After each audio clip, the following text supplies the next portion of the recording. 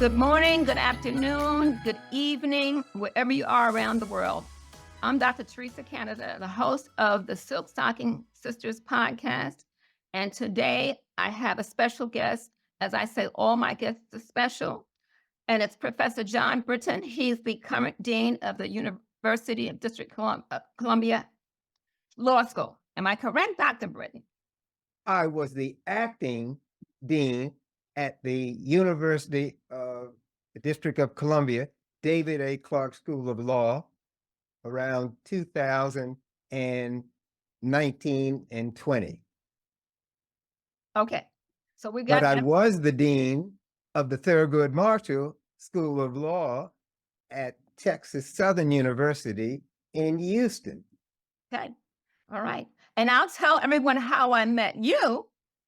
When I met you, you were the first, I believe you were the first tenured Black faculty member at the UConn, University of Connecticut School of Law. Am I correct? Correct. Okay. That's when I first met you. I think it was a 1990 something. And it started with your presentation that you made at my university, Western Connecticut State University in Danbury, about the Sheff versus O'Neill case. So that's really one of the main reasons why I've asked you to be on this particular episode to talk about that. And just to give a little insight to people, you know, the one thing that I said about issues in my book, I talked about the Brown v. Board of Ed case. And when I heard about this Sheff O'Neill case, I said, that sounds a lot like the Brown case in Connecticut. So I'd like for you to share with us a little bit about the background, because a lot has happened since the 1989 case and the subsequent 1996 decision. And of course, the 2020, and now more recently, something else has occurred. So can you tell us the history and catch us up to the present? One of the distinctions with the Sheff versus O'Neill case is that it was brought in the state court under a state constitution rather than in the federal court under the U.S. Constitution. And the reason for doing that is the Sheff versus O'Neill Connecticut case is based upon a provision in the Connecticut Constitution that would be applicable to what is called de facto segregation instead of de jure segregation. Okay. And all of the cases in what we would call Brown versus Board of Education and the 14th Amendment Equal Protection Clause was dealing with intentional segregation. And they had laws that separated children of color. Whereas in the Connecticut case, we were dealing with no law with segregation in the schools in the capital of Hartford and the other big cities in Connecticut, such as Bridgeport, Connecticut, and New Haven, Connecticut, but it was based upon segregation largely by housing. And housing is the number one cause of segregation. Absolutely. Absolutely. And that goes with the redlining and so forth and so on, correct? Correct.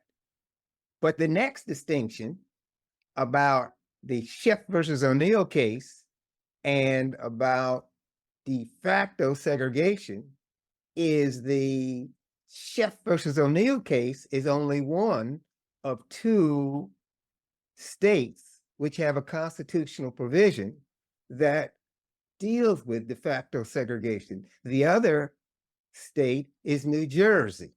Oh. And there's litigation going on right now, been going on for a while. Right. Dealing with the same kind of constitutional provision.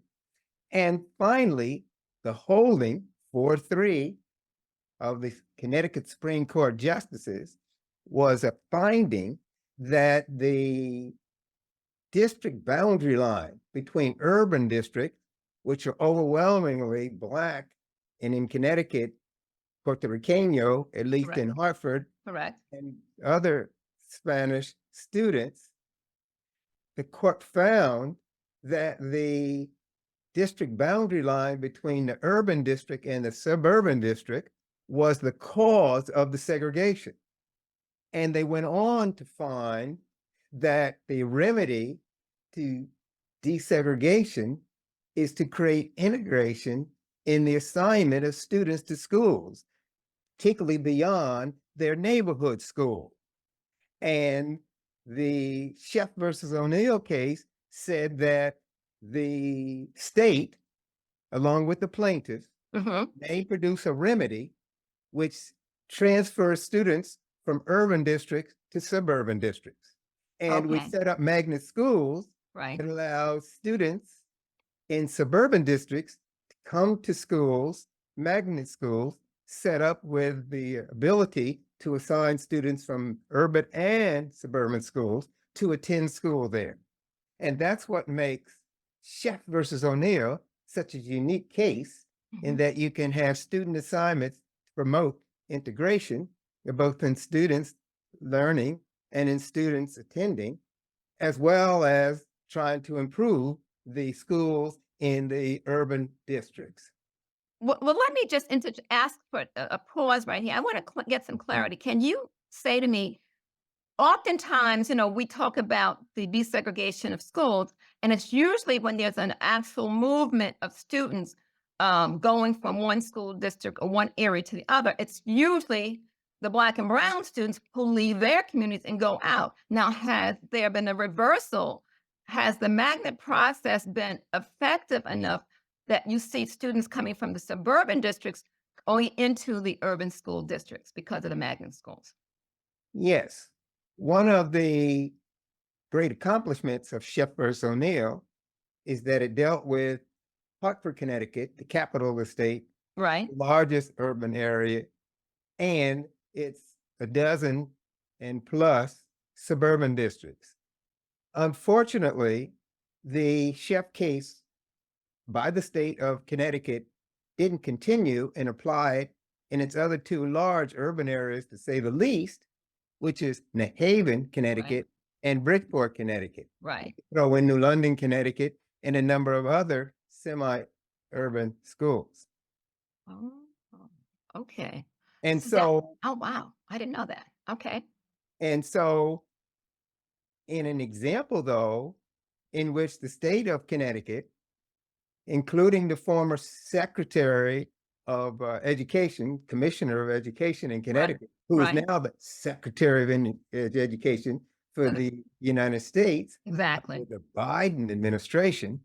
But in any event, in Fairfield County, where I was born and raised in Norwalk, Connecticut, right down there near the New York boundary, and Right. not far from New York City, Right. a very wealthy place called Darien, Connecticut. Yes. And the state, through its governor and the Department of Education, have been attempting to create remedies voluntarily in those other places, like the court ordered it in the greater Hartford school districts.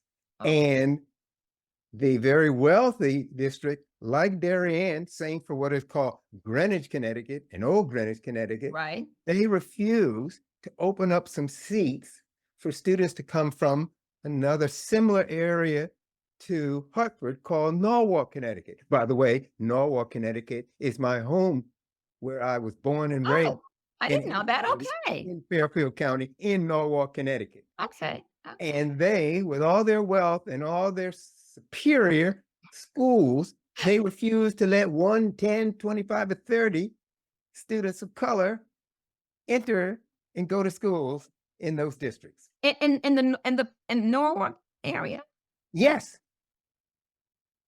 And Newark is surrounded by very wealthy community called Westport, Connecticut, Yes. Weston, Connecticut, Right. Darien, Connecticut, Correct. New Canaan, Connecticut. Yes. Yes. Yes. Yes. Yes. Yes. Wow, I was completely unaware. You're sharing a lot of information that I didn't know about it. And I'm like, I've been working in Connecticut how many years and I didn't know that. It's interesting. So what do you think was it because of what do you think the rationales behind that? I think it's a case of superiority. Mhm, It's a case of de facto segregation. mhm, mhm, mhm. And I think it's unequal educational opportunities. Next to the question of school integration is the whole question of students' assignments. And how do you assign students to schools?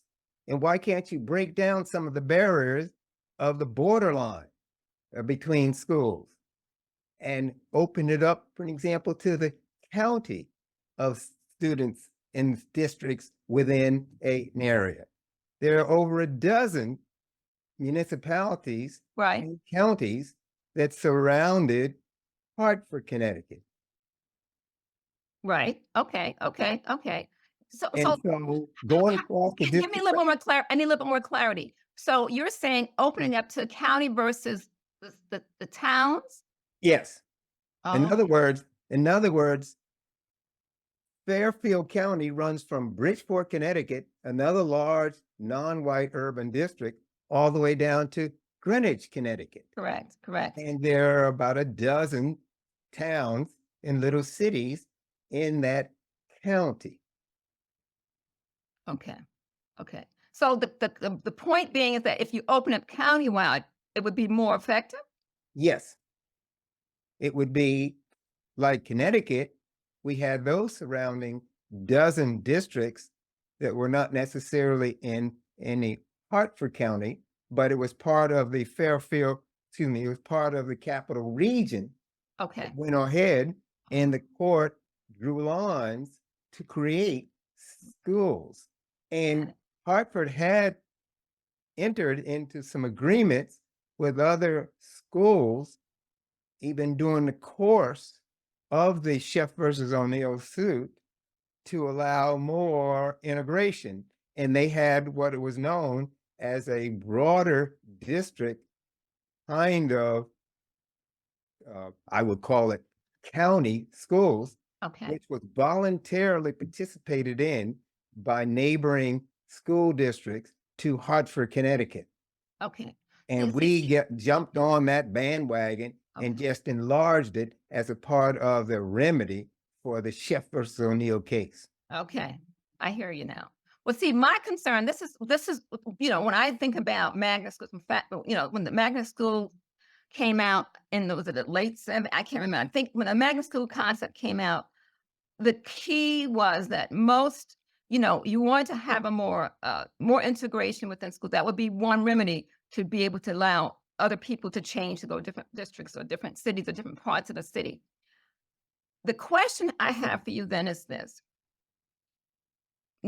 Someone said to me that Black and brown parents would be okay with sending their child out of their neighborhoods, but it was unlikely or less so for non-children of color's parents to send them into a predominantly Black and brown community. Can you express or discuss more about that ideology and that concept of what parents were thinking about in that aspect?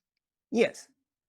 In our Sheff versus O'Neill remedy with magnet schools, some right on the border, which is the most ideal between municipal districts and suburban districts, but also through magnet schools, the state had a very attractive artistic school for music, for art, and many white students came from out of town to integrate with children of color in Hartford to attend this very popular school. Oh, okay. And Was an exam required or just was it open public school? open public school. Okay, okay, okay, And there was a system that directed these regional schools, somewhat nonprofit, not part of the school district itself, but right, working in coordination with the school districts okay, to create these magnet schools and these other schools and enable through some transportation with busing to provide ways to attend either urban students going to suburban schools or suburban students coming within the geographic of the Hartford school system for the magnet schools. And when we say magnet, magnet is like the magnet symbol that Mhm. it pulls people together and Right, sticks to the magnet and goes to that school. right, it attracts it's supposed to attract that. Well, I see that that's one remedy is to have magnet schools. If there were not the option for magnet schools, what do you think would have been another option, or what could be another option?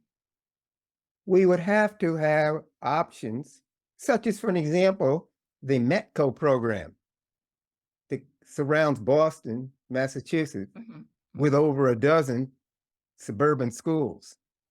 And under that system, the local school districts agreed to set aside a certain number of students to come to that school in the suburban area from Boston, an urban in low income part of the city Okay, in many districts within Boston.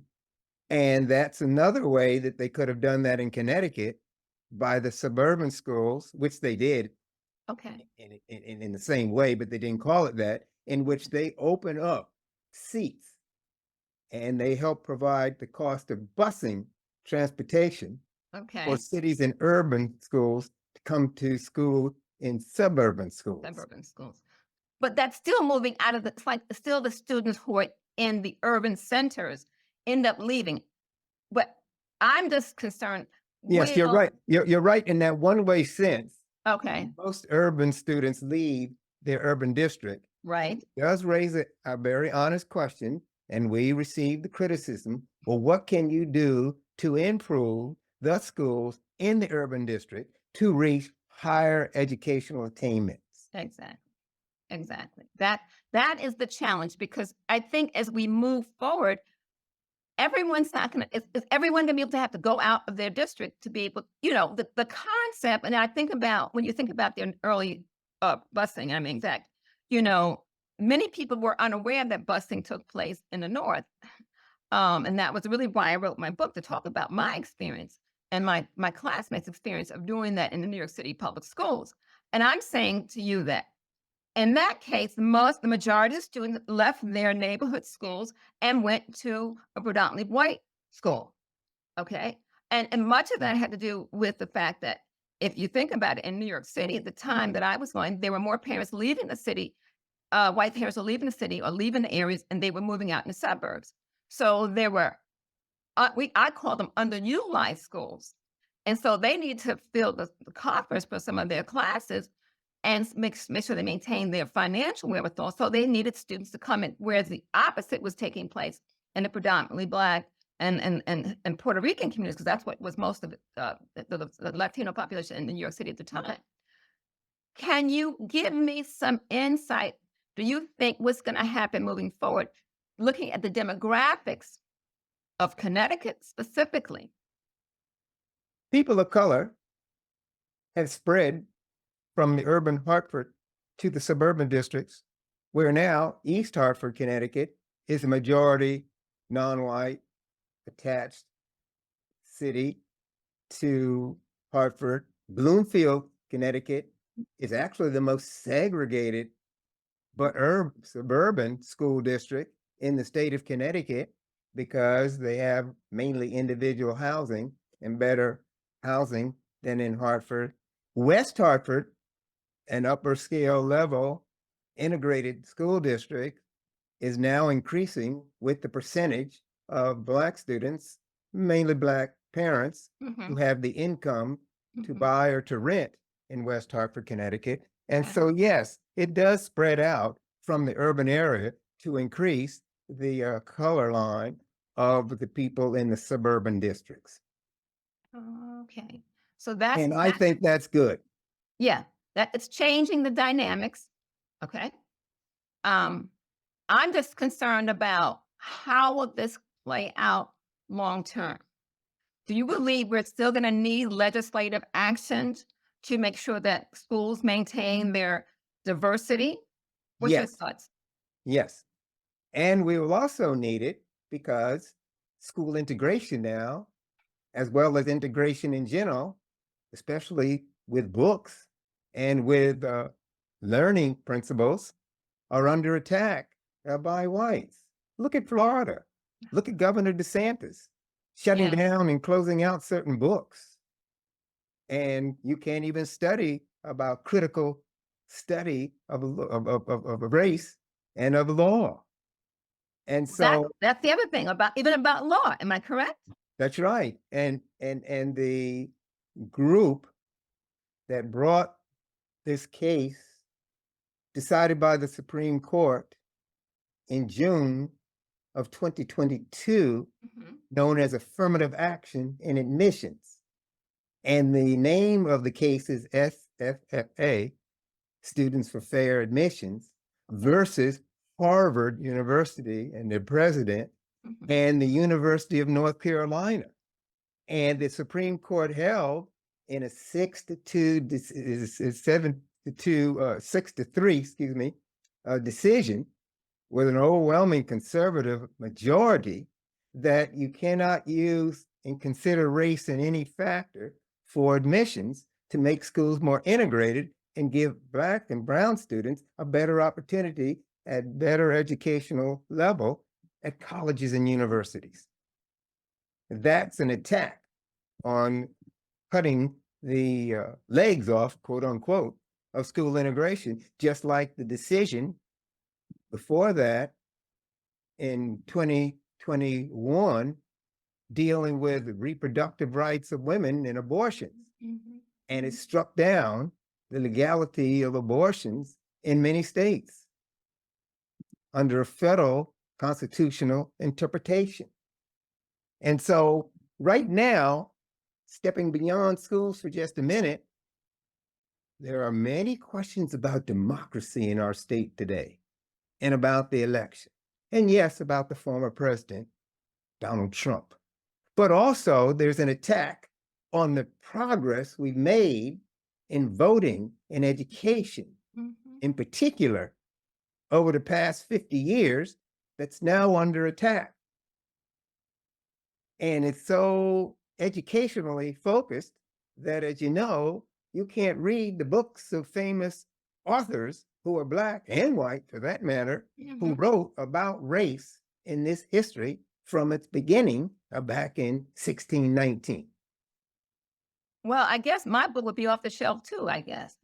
It could be if you were in Florida or some other places, but Well, not Connecticut, not New York. nope, that's absolutely not. Not New York or not Connecticut. I know that's right. So far, anyway. So are you hopeful or are you disillusioned about the future? Well, I wrote an article this past year and a half for the national book that comes out every year on civil rights for attorneys and attorneys' fees. Okay. And my thesis, particularly going into now 2024 and the national federal election, Okay. that civil rights lawyers should stop what they're doing in civil rights unless they are defending longtime existing civil rights law, such as reproductive rights, such as admission of students of color in colleges and university, and focus solely on voting. And my thesis is that voting creates the greatest power for equality of all the subgroups in the United States. And we need to vote on those who represent people of color in government, federal, state, and local. So you're saying your thesis is saying that voting is the key characteristic that would make the difference? Voting is the key civil rights among what I call my big 8 civil rights, which I teach as a professor and which I engage in as a civil rights lawyer, and without any level of greater or lower, but they are education Mhm. and housing Mhm. and employment and criminal rights justice Mhm. Mhm. and certain schools, I said, and self-help protests. And I've added two over the past several years, which were same-sex marriage, Mhm. and more recently with the Supreme Court approving the Fair Health Act, Mhm. Okay. health Okay. is also now a fundamental civil rights. So you take most of all of those together, and now you put voting in there, and of those big 8 civil rights equality principles, I add that voting, It's one particularly of those. coming up in 2024, Yeah. should be the primary focus, at least for civil rights lawyers. Okay. Okay. But you can't have successful civil rights lawyers without the people. And so I teach my students today that I don't even go to court until I see a community that's organized. And the same group called the Sheff case active organization is still in action today. And Elizabeth Sheff, who was Yes. the lead plaintiff Yes. with her young son, Right. is still active with the people in Hartford, Connecticut. And there are other organizations attached to that. And so you need people to help maintain civil rights. That's a good point. It's not the Excellent point. court by itself and lawyers. Excellent point. Excellent point. I'm glad you shared that with us because I don't think people think, oh, that person's going to do it or that individual's going to do it. We don't have to get involved. We don't need to do anything. So that philosophy doesn't work well when people say, oh, let someone else do it. I'm not going to get involved and they'll take care of it. And then it goes away if that happens. Correct? Correct. Okay. So you're advocating basically that people become more proactive across the board. Correct. Okay. That's what I want to hear perspective because I think people need to know what can, if someone says, what can I do? How can I get involved? And what are the areas I need to focus in on? So you've covered pretty much all of that for us to let us know the areas and the fact that we need still to be active, proactive and being involved and not just sit on the sidelines. And in the areas in which we need to stay involved and be persistent about and to not just say, okay, let somebody else take care of it. It's going to be fine. I think those are very distinctive points that are needed now more than ever because of the attacks, as you said, that are taking place all across the land. So I thank you for sharing that information, making us, teaching us something here, and that's what's important. We need to know what's going on. And many people don't know what's going on. They had their heads covered in or whatever, and they don't know what's going on. And I'm thinking they need to know what's happening. They need to get the information and then act upon it. That's the other key, not just know it, but what are you going to do next? Do you think that, and we're going to wind up a little bit, but I want to ask this question. You mentioned about the civil rights movements and so forth and so on. And looking at the generations now, do you see the same kind of proactive interest in pursuing protests and being actively involved as they may have done like during the civil rights era in the 60s? Do you see that occurring? And even more recently, so to speak, Black Lives Matter. Okay. And Okay. yes, we need civil action on the streets with the people in Okay. asserting their rights because we're going back. We're going back in the South in terms of gerrymandering districts. We're going back and trying to set aside elections now. And that's what all is pending going into the 2024 elections, Right. especially with Donald Trump being charged in 4 major felony cases, some of them dealing with voting and voting rights, Right. and what he tried to do in lying and telling people that they weren't that he did not lose the election to President Biden, and he tried to corrupt the system of delegates who vote on the election. It's a performance kind of activity in which they come to Congress on January the 6th and they turn in their vote for their state, Okay. but they're going by the numerical numbers, but these are called voting delegates, Mhm. and they declare who won. And Donald Trump tried to disrupt that and tried to send in false representatives called delegates Right. to represent the states and to give a vote for Donald Trump when he didn't have the majority of votes in certain states from Georgia and Michigan and what they now call the key states because of their population and because Right. of the elections Right. in the end. Well, I'm not sure that many people understand, and I'm concerned now, especially when you talk about younger people who are learning, like in high school and early college education. My sense is, and I'm not really sure, that I don't know, I find some of them being more involved and more interested in what's going on, but in a different way. Do you see a difference in the tone and the presence of young people? I mean, you deal with students who are going in law school. Do you see a different tone and presence? It's a mixture of Okay. viewpoints. Okay. But I think it will become much more active as we go into 2024, especially with a national election in which so much debate going on and with so much interaction, Mhm. not only of civil rights groups, but of all many other kinds of groups. I think we're going to have a bigger voting turnout in 2024 than we had in the last election on 2020. Mhm. And that was a pretty big election. It was, yeah, it was extremely, extremely large. Well, Professor Brittain, you enlightened us on several topics, and I'm just trying to process all of this, and it's really kind of overwhelming. But to think about what you talked about, the processes from a legal perspective, you talked about what was happening, the other dynamics in terms of education. You talked about what's happening nationally, and impact and involvement of the civil rights, previous civil rights, to now what's happening with the different kinds of things in terms of BLM. So I think that you really kind of just shared so much with us, and hopefully we can decide, give people the option to say, okay, what do you need to do here? These are some things you can investigate. Look into education. Look at the legal aspect. You say to the civil rights attorney, this is something else you need to focus in on.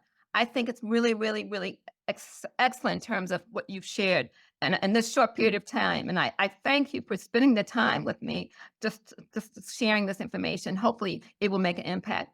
And I'm hoping that this is one of the podcast emphasis to make an impact for people to be knowledgeable and be able to move forward and take that knowledge elsewhere.